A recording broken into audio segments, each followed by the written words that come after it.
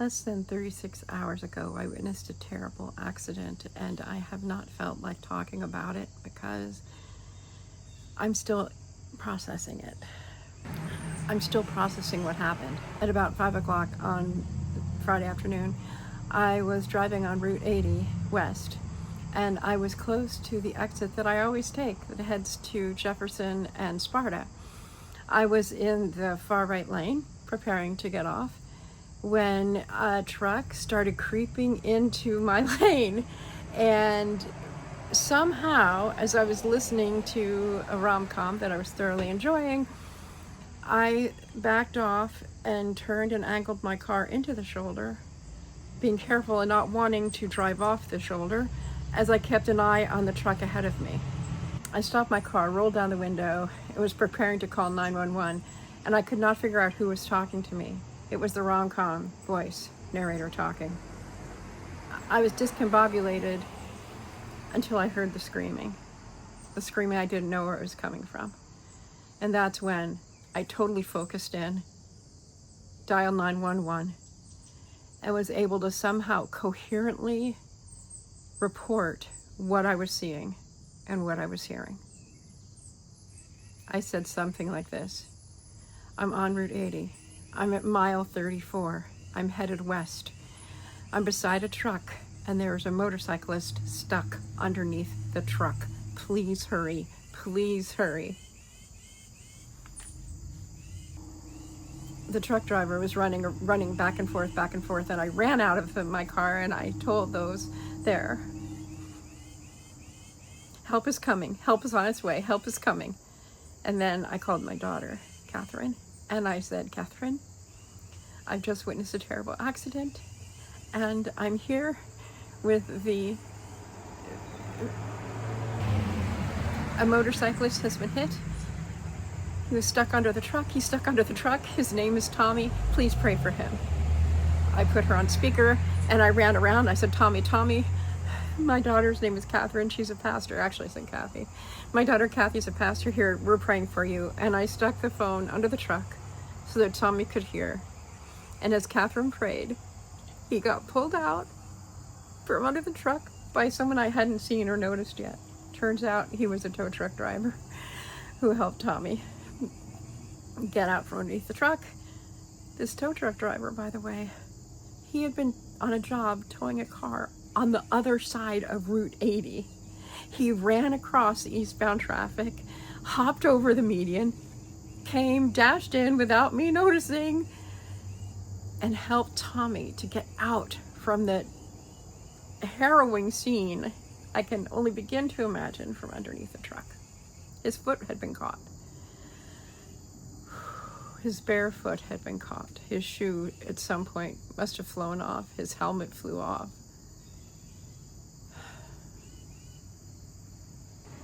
This video will not be graphic. I did not take video of the scene. I felt like there are certain sacred moments that you just know. I might be a YouTuber and a vlogger, but I also want to be known as someone who honors the experiences of people in times of tragedy.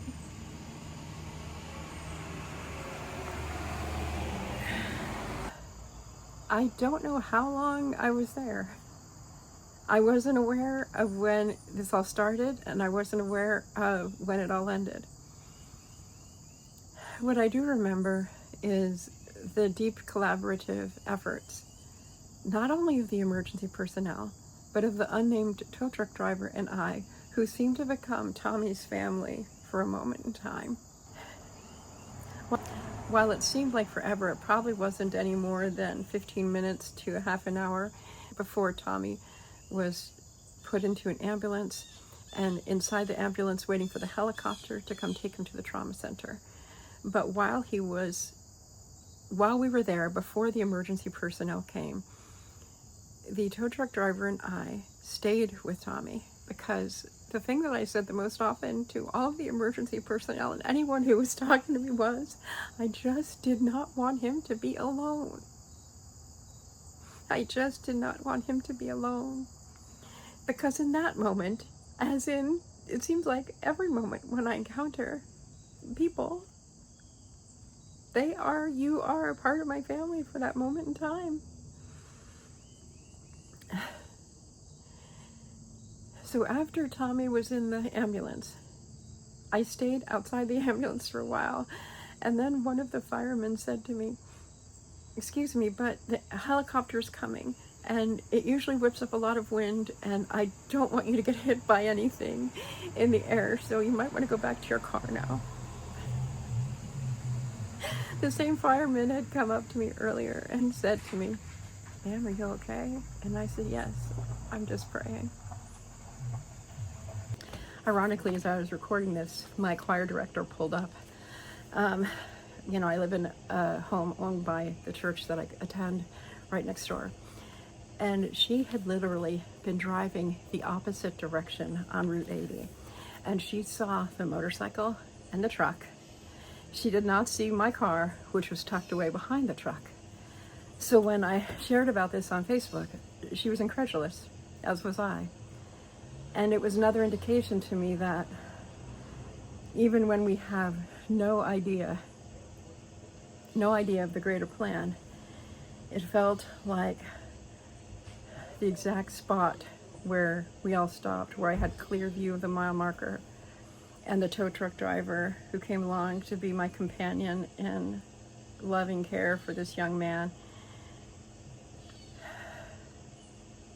made a horrific moment in time hopefully easier for this young man and for his family, who knew, because the smart thinking, fast thinking of the tow truck driver to get the phone and to make the call so that Tommy's wife knew where he was going, and hopefully she was able to get there and be there when he arrived, or soon after, since part of what happened was the helicopter came, they transferred him from the ambulance to the helicopter.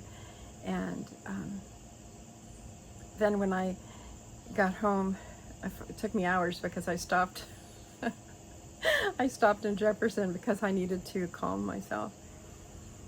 But overnight, when I slept for a good 12 hours with intermittent waking, I found an article about it, which I will, don't go yet, but which I'll link to, so you can see the story of the accident that I wasn't able to see.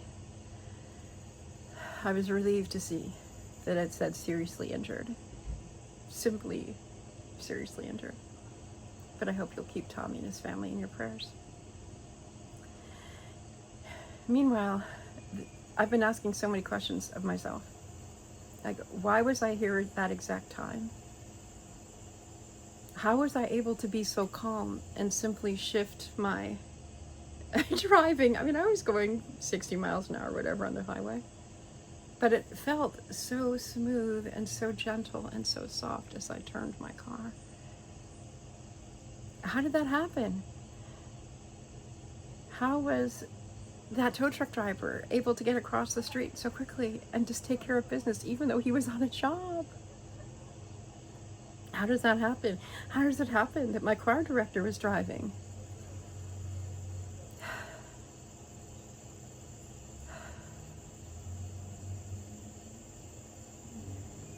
I'll continue to take this into my writing and my thinking and my contemplation, my meditation, my prayer.